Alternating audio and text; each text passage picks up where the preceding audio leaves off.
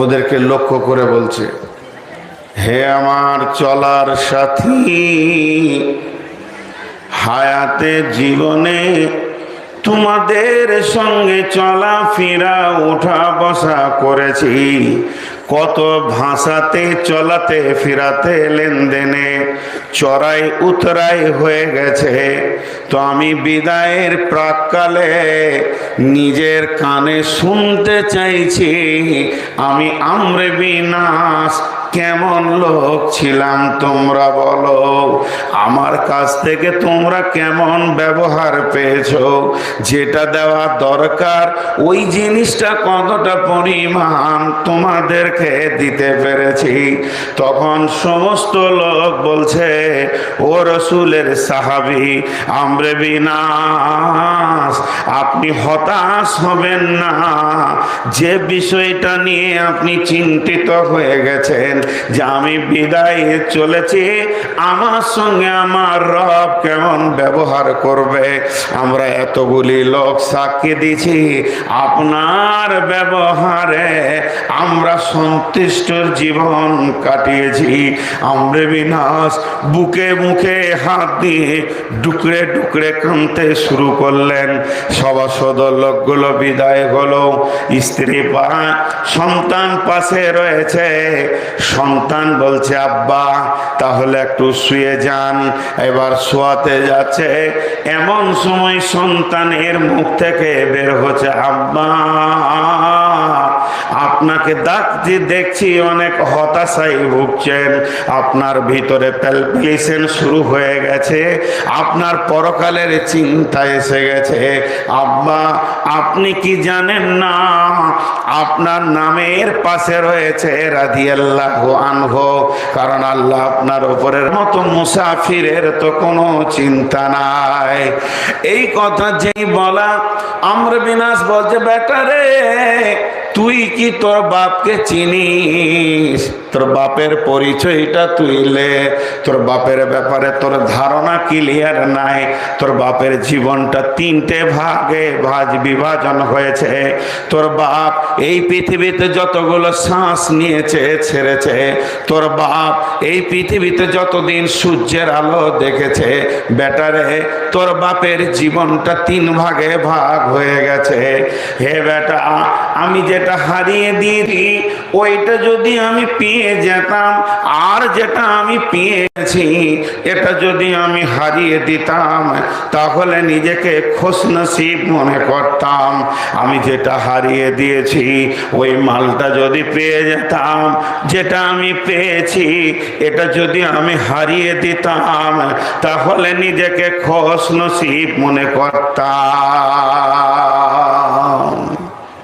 কি বুঝলেন? কি বুঝলাম? আমরা বিনাশ কি হারিয়েছিল আর কি পেয়েছে? যে আমরা বিনাশ কি হারিয়েছে আর কি পেয়েছে, কথার কথা একটু বোঝায় হারানোটার পাওয়াটা। ও বলতে চাইছে আমি পৃথিবীতে বেঁচে আছি 70 বছর, এর ভিতরে 50 থেকে 55 বছর রসুলের বিরুদ্ধে জীবন কাটিয়েছি। ওইগুলো তো জীবনে আমি পাইনি, নোংরা কাজে চলে গেছে। আর মাত্র 15টা বছর রসুলের পক্ষে আছি। তা 15 বছর যদি হারিয়ে গিয়ে 55 বছর পেতাম তা লাভ হতো, ওইটা বলতে চাইছে।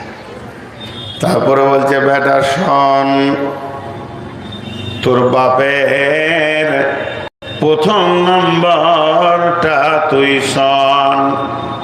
তোর বাপের প্রথম জীবনটা ছিল রসুলের জানের দুশ্মন। এই মদিনার মাটিতে, মক্কার মাটিতে রসুলের যত দুশ্মন আছে একটা লিস্ট বানিয়ে নে।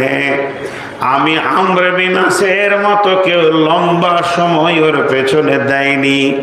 আমার ধ্যান জ্ঞান খাওয়া দাওয়া সব ছেড়ে দিয়ে খালি মদিনার গলিতে গলিতে তালোয়ারের কোষ মুক্ত করে নিয়ে খাপকে ফেলে দিয়ে খোলা তালোয়ার নিয়ে ঘুরতাম, কখন নবী মোহাম্মদের মাথাটা গর্দন থেকে নামিয়ে দেব।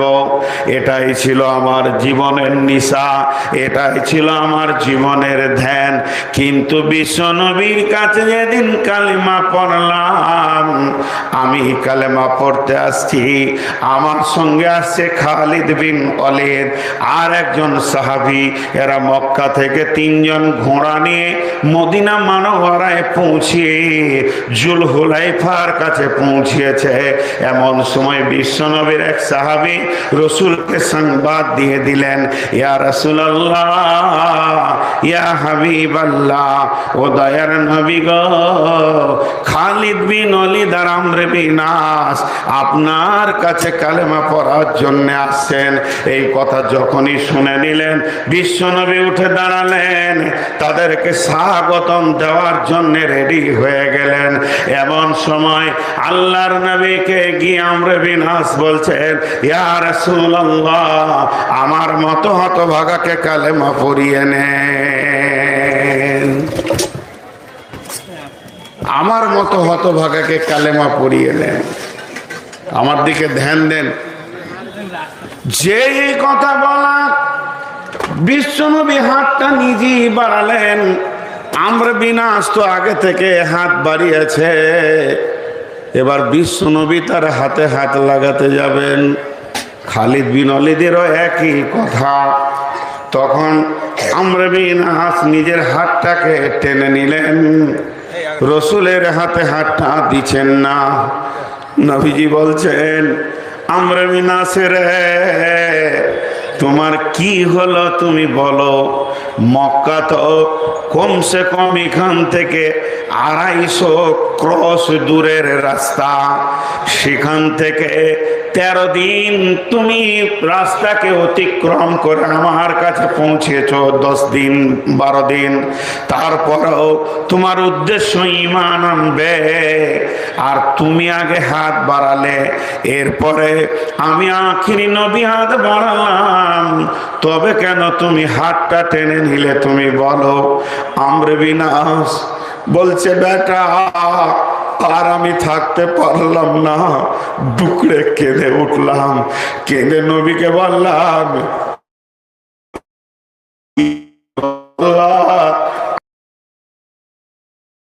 এর পাহাড় আছে, শুধু আপনার বিরুদ্ধে জীবনটাকে কাটিয়েছি।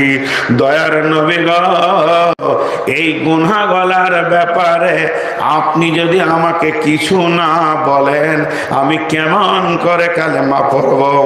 আল্লাহর নবী বলতে শুরু করলেন, আমর বিন আস রে, পৃথিবীর বুকে 3টি আমল এমন আছে মানুষের জীবনের গুনাহকে ধুয়ে মুছে সাফ করে দেয়, আর সেই 3টি আমল এমন গুরুত্বপূর্ণ আমল, তার জীবনেও একটা গুনাহ থাকবে না। 1 নম্বর হলো, যদি কেউ হজ করে আর হজটা যদি কবুল হয়ে যায়, হজ্জে মাবরুর হয়ে যায়, তার জীবনে আর গুনাহ থাকবে না। 2 নম্বরে, যদি কেউ হিজরত করে ঈমান বাঁচানোর জন্য, মালদার লোক বাড়ি ঘর সব বিক্রি করে বর্তমান চলে যায় শুধু ঈমান বাঁচানোর জন্য, যেদিন সে হিজরত করবে জীবনের গুনাহ মাফ হয়ে যাবে। 3 নম্বর, যখন কেউ কালেমা পড়ে রে আমর বিন আস, সারা জীবন যদি সে মূর্তি পূজা করে, তারপরেও যখন সে কালেমা শাহাদাতের সাক্ষী দেবে, জীবনের গুনাহ মাফ হয়ে যাবে। যে কথা বলা, এমন সময় নবীর হাতটা ধরে নিয়ে আমর বিন আস বললেন, আশহাদু আল্লা ইলাহা ইল্লাল্লাহ ওয়া আশহাদু আন্না মুহাম্মাদান আবদুহু ওয়া রাসূলুহু। এরপর আমর বিন আস বলছে, বেটা, ওই মমুষ্য অবস্থায় বিছানায় বলছে, বেটা রে, আমাকে যদি তুমি রসুলের চেহারা সম্পর্কে জিজ্ঞেস করো, যত সাহাবী আছে রসুলের নাকটা কেমন, চোখটা কেমন, ভুরু কেমন, চোখের পাতা কেমন, কপাল কেমন, মাথার চুল কেমন বলে দেবে, কিন্তু আমি আমরে বিন আস রসুলের চেহারা বলতে পারবো না। 10-15টা বছর রসুলের সাহাবী হয়ে কাটালাম, তারপরও আমি চেহারা বলতে পারবো না। বেটা অবাক, এ আল্লাহ, এ আব্বা, আপনি কি রসুলের মজলিসে বসেননি? ওর বাপ বলছে, বেটা রে, বসেছি, মাথা উঁচু করে বসে থাকতাম, আর যখনই দেখতাম নবীজি হুজরা থেকে মজলিসে আসছে, তো আমি মাথাটাকে নামও করে নিতাম। এত লজ্জা লাগতো। আমি সেই দুশ্মন, আমি সেই বেঈমান, আমি সেই রসুলের জানের দুশ্মন যে খোলা তলোয়ার নিয়ে ঘুরেছি, এটা মনে পড়ে যেত। মাথাটাকে নিচু করে লিতাম তো লিতামই, আর যতক্ষণ রসুল থাকতেন মাথা তুলে আর দেখতাম না। এর জন্য বলতে পারবো না আমার রসুল আমার এত প্রাণ প্রিয় হয়ে গেছিল। বেটা রে, তাহলে প্রথম অবস্থায় যখন কালেমা পড়েনি, ওই অবস্থায় যদি আমার মত হতো, আমি নিশ্চিত ছিলাম জাহান্নাম যাচ্ছি, আল্লাহর দোজকে যাচ্ছি। আর যতদিন রসুল বেঁচে ছিলেন, ওই অবস্থায় যদি আমার মত হতো, তাহলে এটাও আমি জানতাম নিশ্চিত আমি জান্নাত যেছি। আমার জানাজা আখেরি পয়গম্বর পড়াবে। বেটারে, যেদিন থেকে নবীজি বিদায় নিয়েছেন, নবী হারা জীবন কাটাচ্ছি, আর গাইড করার কেউ নাই, আগলে রাখার কেউ নাই, গুনাহ থেকে বাঁচিয়ে রাখার কেউ নাই। এখন আমি নেকি করেছি না গুনাহ করেছি, বেটারে আর বুঝতে পারছি না। ও আমার বেটা, শোনো, আমি যখন মারা যাব, কাঁদনেওয়ালি মহিলা আমার পেছনে নিয়ে যেও না, রাতের আঁধার মাটি দিও রে বাবা, আলো জ্বালিয়ে বেঈমানের মুখ কাউকে দেখাইও না। বেটারে, ওসিয়ত করে গেছি বাবা, জানাজা পরে রাতে রাতে গোরস্থানে দিয়ে দিও। এ কথাগুলো কি আমর বিন আস রাদিয়াল্লাহু তাআলা আনহু। আমি যে কথাগুলো এখন বলবো, যে ওসিয়ত কাকে বলে, দেখেন ওসিয়ত কাকে বলে। ওসিয়ত এমন একটা জিনিস, ভাই মাইক ম্যান একটু সাউন্ড বাড়াও ভাই, আমার গলা বসে আছে। যেগুলো ফিডব্যাক বক্স দিয়েছো আমাকে, ওইগুলো একটু বাড়াও, শোনা মানে যে গেছো। মাইক ম্যান আর ইউটিউবার আর বক্তা, পৃথিবীতে 3 জনেই হতভাগা, রাত জেগে জেগে মরছে। জি, প্রধান বক্তাটাকে যদি মাগরিব পরে দেয়, তাহলে ইউটিউবাররাও ঘর যায়। আমারও শোয়া হয়, মাইক ম্যান দেখে লেগা। একটু সাউন্ডটা বাড়ান ভাই, অন্তত ফিডব্যাকের সাউন্ডটা দেন, ওই বক্সগুলো, ছোট বক্সগুলো। তো এ হলো ওসিয়ত। এইরকম যদি উপমা দিতে পারি, হযরত আলীকে 2 জন বেঈমানে হত্যা করেছেন। তার মধ্যে একজনের নাম মুজাহির।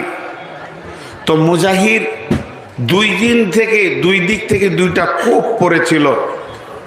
হযরত আলীকে যে পৃথিবী থেকে সরানো হবে, তার একটা প্ল্যান চলছে। এইটা তালগাছি গ্রাম, এটা তালগাছির মসজিদ, তালগাছির কোনো আলিম এখানে ইমামতি করছে। তো দেখবেন ওকে আর রাখবে না, তো 20-25টা বেঈমান খালি ঘুষ করে গোলতাল পাকাবে। হযরত আলীর অবস্থা ওই হয়েছিল। সাহাবীদের ভিতরে একজন সাহাবী, তিনি পেরিয়ে আসছেন, আর আলীর বিরুদ্ধে লোক একটা বড় তালোয়ারকে এমনি করে ছিনি, যেমন কাঠে আর বালুতে শান দেয়, ও শান দিছে। তোকে জিজ্ঞেস করছে কি করবি রে, বলছে ষাঁড় কাটবো।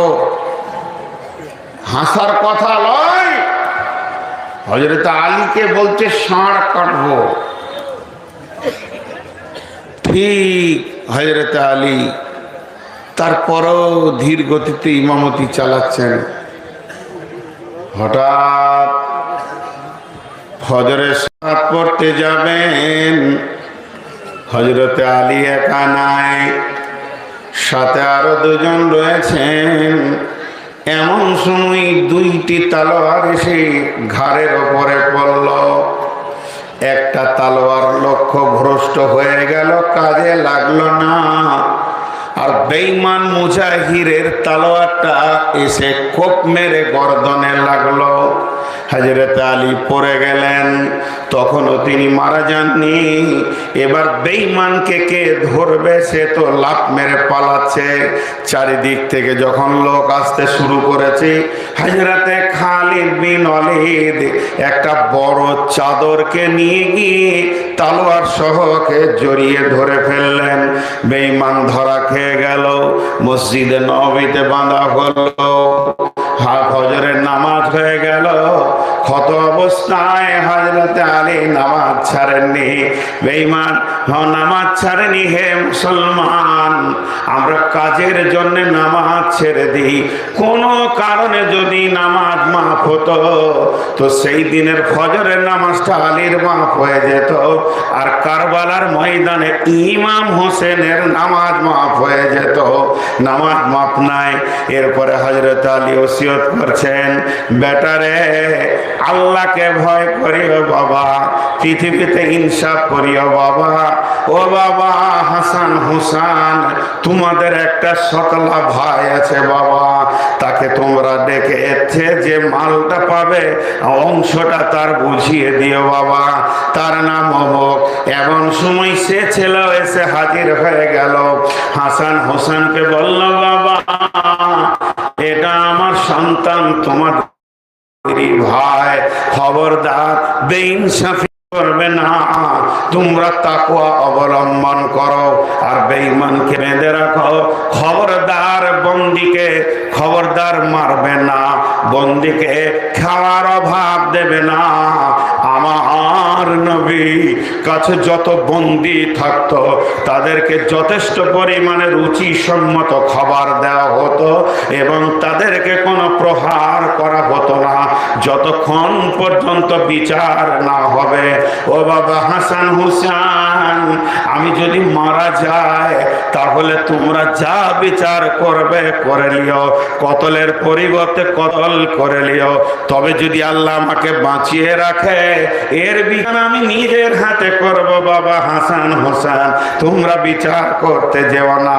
তাকওয়া অবলম্বন যেটা বললাম বাবা, তোমরা কি বুঝেছ তাকওয়া কাকে বলে? তাকওয়া বলে পবিত্রতা অর্জন করাকে তাকওয়া বলে। যার দিলে ভয় আছে সে প্রথমেই পবিত্রতা অর্জন করবে। পেশাব পায়খানা ফরজ গোসল বাদ যাবে না বাবারে, অতএব এগুলো করবে।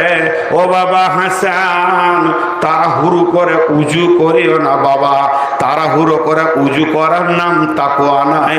নামাজ তো ধীরে ধীরে পড়বি, তার থেকেও ধীরে ধীরে উজুটা করিও বাবা। আল্লাহর নবী বলে গেছেন, লা সালাতা ইল্লা বিতহুর, তোমার নামাজ হবে না যদি উজুটাই না হয়। বিশ্বনবী ছেলেদেরকে সুন্দর করে এবং হযরতে আলী ছেলেদেরকে ওসিয়ত করে ধীরে ধীরে পৃথিবী থেকে বিদায় নিলেন। দেখেন, তালোয়ার খোয়ার পর মরবে, তারপরে ওসিয়ত বন্ধ করছে না ছেলে পিলেকে। এখনকার দুটো ক্যান্সার এসেছে পৃথিবীতে, একটার নাম হচ্ছে ক্যান্সার আর একটার নাম হচ্ছে করোনা, যার মেডিসিন উঠেনি। ক্যান্সারটা কি? ছেলেরা মানে অভিভাবকেরা বলছে দেখে লেগা, এটা হচ্ছে ক্যান্সার। আর করোনাটা কি? যে কোনো ভুলকে চোখে বলতে গেলে প্রথম শব্দ বলছে তোর কি, বাস ই বলছে দেখে লেগা, আর ও বলছে তোর কি। এই তোর কি শব্দটা যেদিন থেকে উঠেছে সেদিন থেকে পৃথিবী বেপরোয়া হয়ে গেছে। আমরা তো নিজের শিক্ষককে যদি দেখেছি, এখনো 53 বছর বয়স চলছে, আমার শিক্ষক প্রাইমারি পড়েছি বেঁচে আছে হিন্দুদের।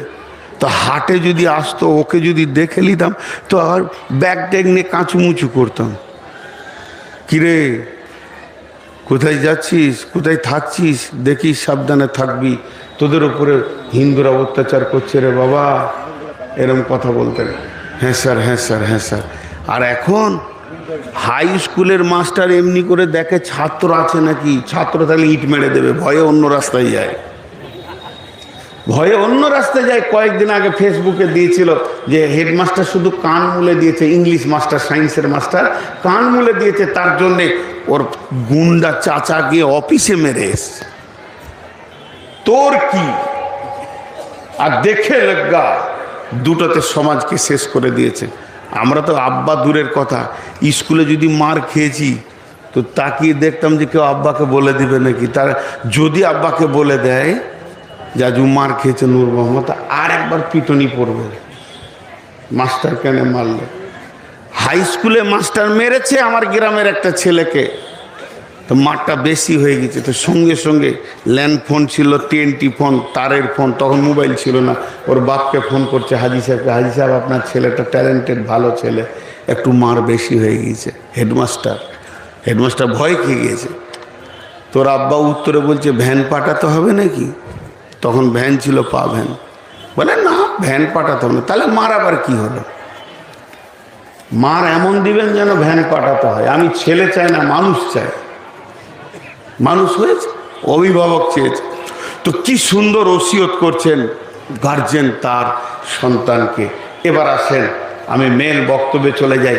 আল্লাহ ওসিয়ত করছেন কত হালকা, দেখেন হালকা। এখানে একটা ছোট্ট কথা বলবো,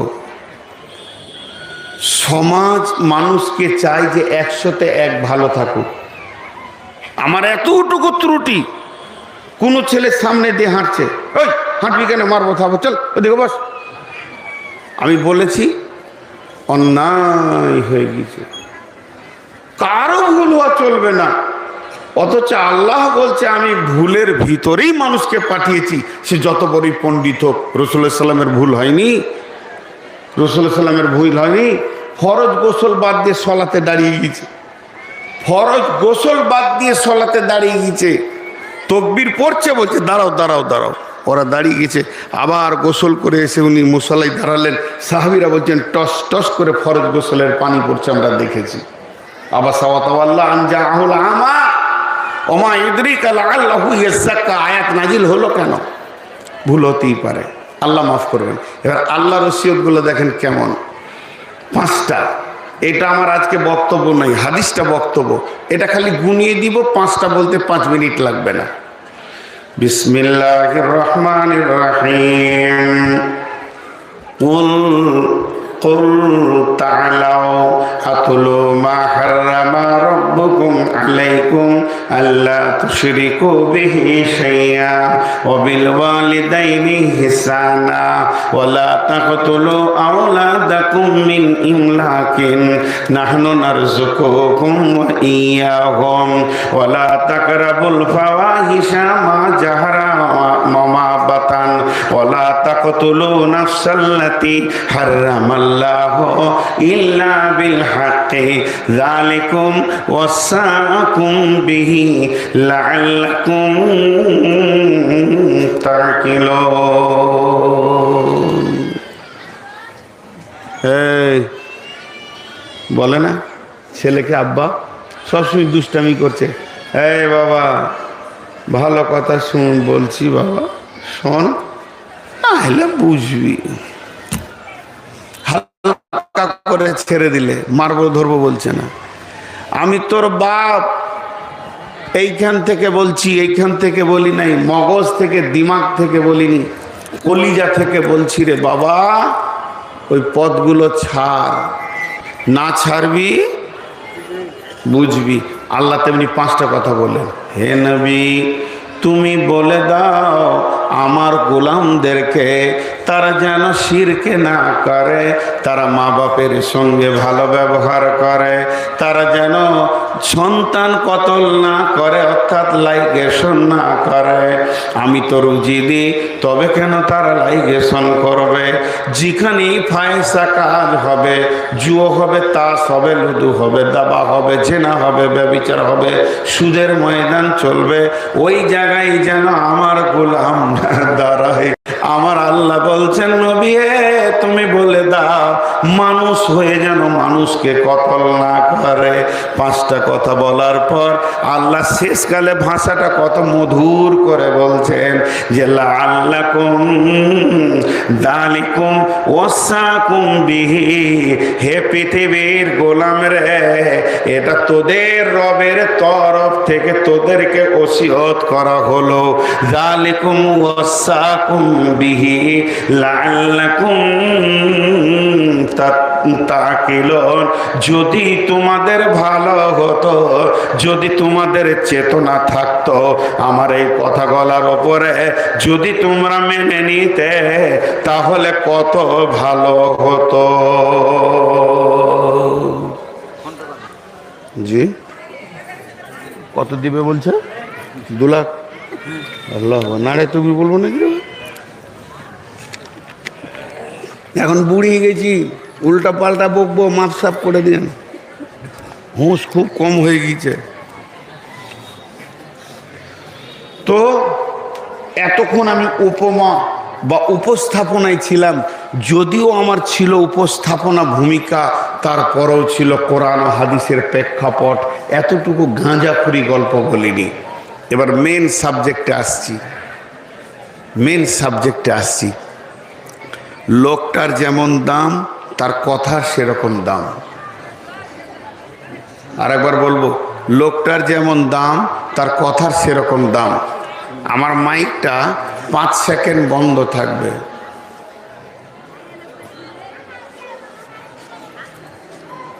জালসা শুনছে, চুপ থাকেন।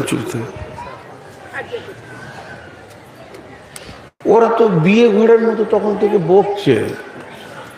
আচ্ছা, বাড়ি গেলেই তো ভালো হয় রে বাবা। দেখেন ভিতরটা কেমন,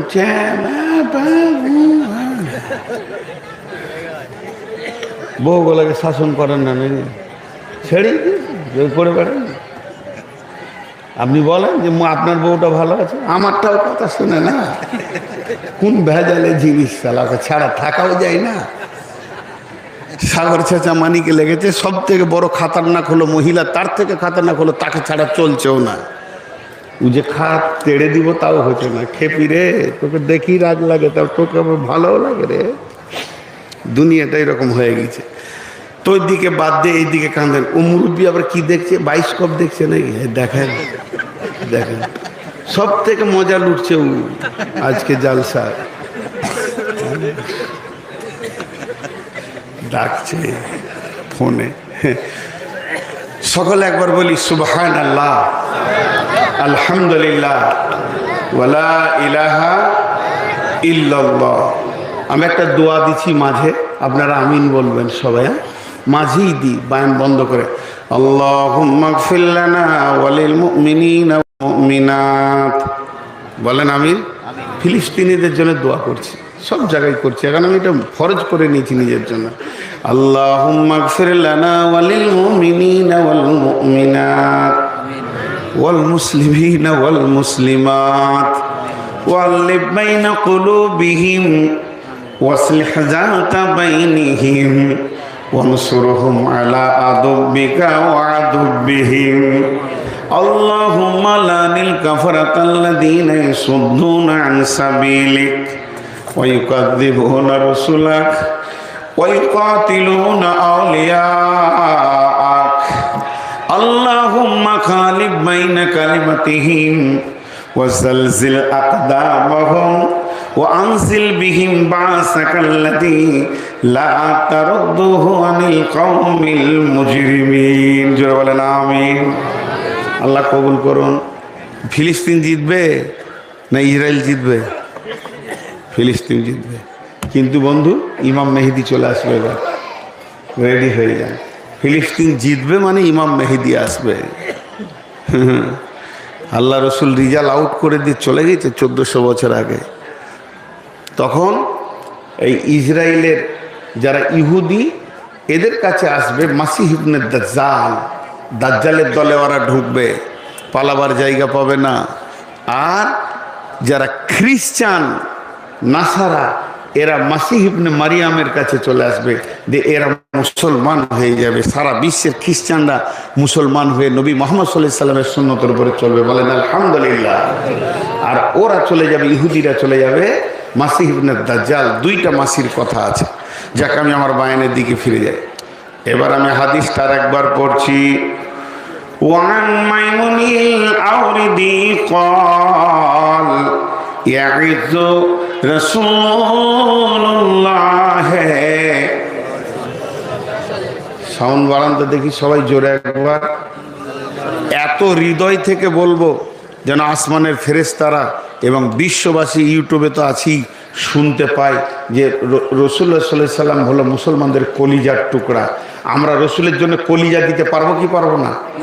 পারবো কি পারবো না? পারবো। তো একবার জোরে দরুদটা পড়বো।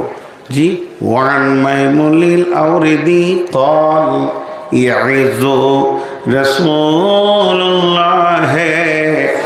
সাল্লাল্লাহু আলাইহি ওয়াসাল্লাম ইগতানিম খামসান ক্বাবলা খামসিন। ভাষাটা কেমন নবীজির আমার, ভাষার ভিতরে কত ঝংকার, কত অলংকার।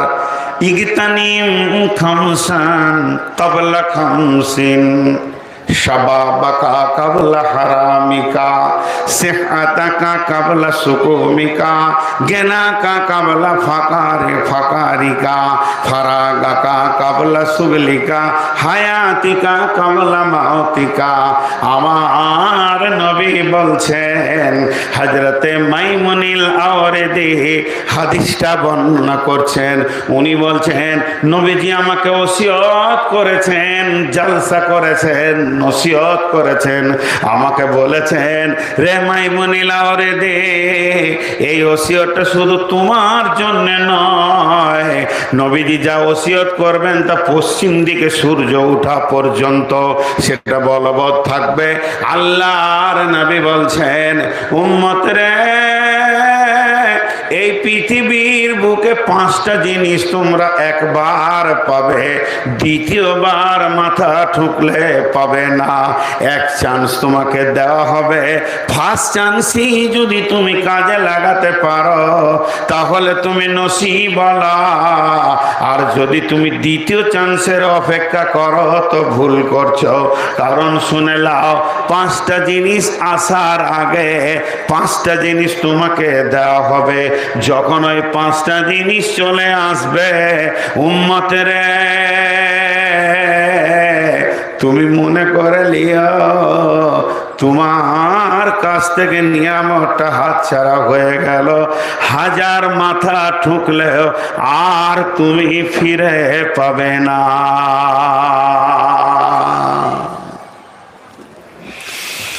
আর তুমি পাবে না। 5টা জিনিস। ভাই, আপনাদেরকে একটা কথা ছুড়ে দিছি, উত্তর দিলে খুশি হব। 5টা ওসিয়ত রসুলের শুনবো ইনশাআল্লাহ। 4 জন খালি ইনশাআল্লাহ বলেছে, পেছনওয়ালারা বলছে আমরা এবার যাব। রসুলের 5টা ওসিয়ত শুনবো ইনশাআল্লাহ। নাম্বার 1, জীবনে একবার পাওয়া যায়, যা মা বোনেরা কান করে শোনেন। নাম্বার 1, শাবাবাকা ক্বাবলা হারামিকা, জওয়ানি একবার পাবে, যেদিন তোমাকে বার্ধক্য ধরে নেবে সেদিন মাথা ঠুকে মরে গেল আর জওয়ানি ফিরে পাবে না। বিশ্বনবী বলছেন, যৌবনটা এমন একটা জিনিস, এটা মায়ের পেট থেকে ফিটিং হয়ে আসে না। পৃথিবীর বুকে কিছু জিনিস আল্লাহ মায়ের পেটে পাস দেন না, পৃথিবীতে আসার পর সেগুলো দেয়। একটা হলো দাঁত মায়ের পেটে আল্লাহ ফিটিং করেন না। কেন দেন না? মাসুম বাচ্চা, তার এখন কোনো জ্ঞান নাই। আর মায়ের বোঁটাটা হলো নরম, ওকে যদি ওই অবস্থায় দাঁত দেওয়া হয়ে যেত তাহলে বোঁটাটা কেটে নামিয়ে দিত, ওর সে হুঁশ থাকতো না।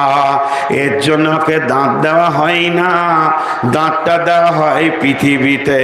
ঠিক দুধ চুষতে চুষতে ওর বিস্কিট খাওয়ার টাইম যখন চলে আসবে, তখন একটা কাগজে পেপারে যেমন পঞ্চায়েতে দরখাস্ত দিতে হয়, ওই রকম আল্লাহকে দরখাস্ত দিতে হবে, আল্লাহ আমাকে এবার দাঁত দাও, নচেত আমি বিস্কিট খেতে পারবো না। জি না, আমার রব কারো উপরে গাফেল নয়। কার কখন দাঁতের প্রয়োজন আছে ঠিক বয়সে ডেলিভারি শুরু হয়ে যাবে। প্রথম নিচে দুটি বার হবে, ওর সামান্য আক্কেল বিবেক আসবে, তারপর উপরে দুটি বার হবে, তখন বিবেকটা একটু বাড়বে। দাঁত বাড়তে বাড়তে 32টা যখন কামেল হয়ে যাবে, ওটাকে আক্কেল দাঁত এই জন্যই বলা হয়, আক্কেলের পরিপূর্ণ হয়ে যাবে। আর মায়ের পেট থেকে যৌবন আসে না, যৌবনটা পৃথিবীতে আসার পর আল্লাহ বডির ভিতরে ওটা দেখা যাবে না, এমন একটা তরঙ্গ আল্লাহ দিয়ে দেয়। পুরুষকে যেটা দেয় সেটা নারীকে দেয় না, আর নারীকে যেটা দেয় সেটা পুরুষকে দেয় না। নারীর যৌবন আলাদা, পুরুষের যৌবন আলাদা। পুরুষের যৌবন নারীর কাছ থেকে স্বাদ পায়, আর নারীর যৌবন পুরুষের কাছ থেকে আনন্দ পায়। নারীর যৌবন নারীকে নিয়ে আনন্দ পাবে না, আর পুরুষের যৌবন পুরুষকে নিয়ে আনন্দ পাবে না। এই যৌবনটা যে আল্লাহ দেয়, দেখতে পাবেন না যে ভুলবশত ক্রস হয়ে গেছে। একটা নারীর কাছে পুরুষের যৌবন চলে গেছে, আর একটা পুরুষের কাছে নারীর যৌবন এসেছে, এটা কোনোদিন হবে না।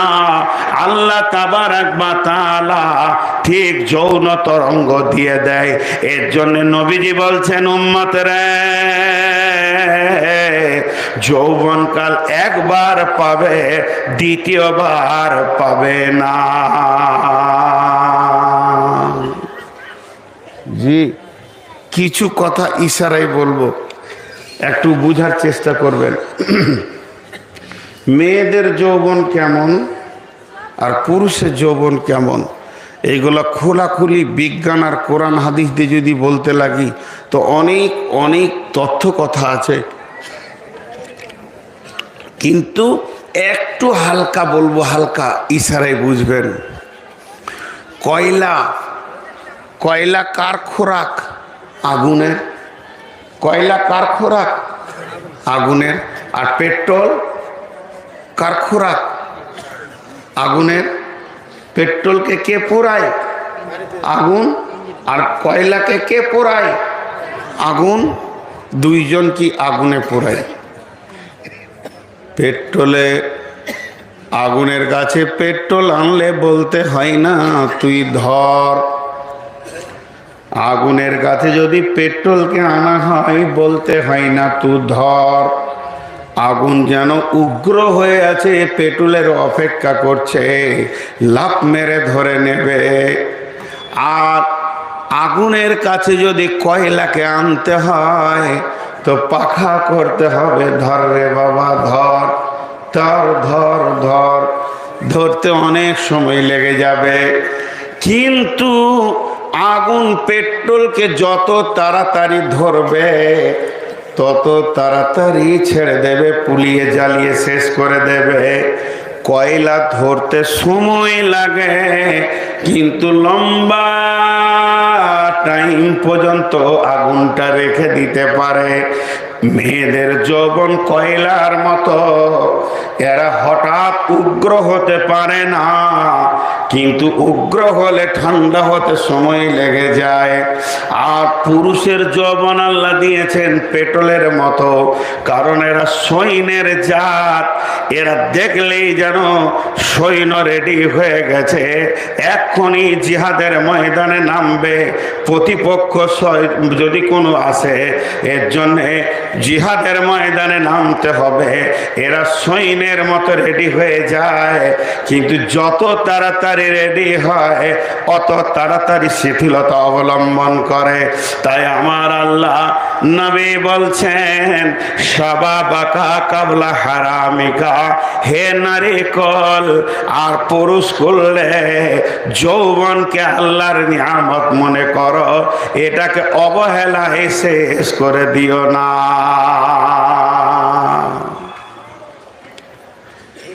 এখন মেয়েরা খানিকক্ষণ চুপ থাকুক, পুরুষদের যৌবন কোন কাজে এসেছে পৃথিবীটা ওইটা আগে বলবো, তারপরে মেয়েদেরটা বলবো, তারপরে সময় থাকলে বাকি চারটা বলবো, আর না হলে কেটে বলবো।